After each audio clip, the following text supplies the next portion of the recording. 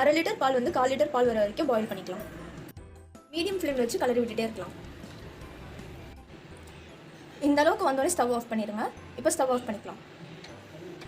இது நல்லா ஆறிடுச்சு. இது ஒரு மிக்ஸி ஜாரில் போட்டு பிளெண்ட் பண்ணிக்கலாம்.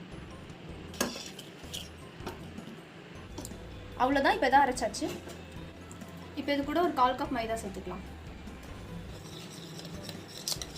இப்போ நம்ம ஜீரா ரெடி பண்ணிக்கலாம். அதுக்கு 1/2 கப் சர்க்கரை சேர்த்துக்கலாம். அதே அளவுக்கு இப்போ தண்ணி சேர்த்துக்கலாம். ஃப்ளேவருக்காக ஏலக்காய் சேர்த்துக்கலாம்.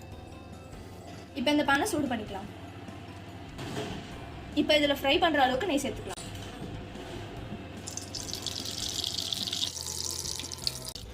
நம்ம கலக்கி வச்சிருக்க பேட்டரை இப்போ ஃப்ரை பண்ணி எடுத்துக்கலாம்.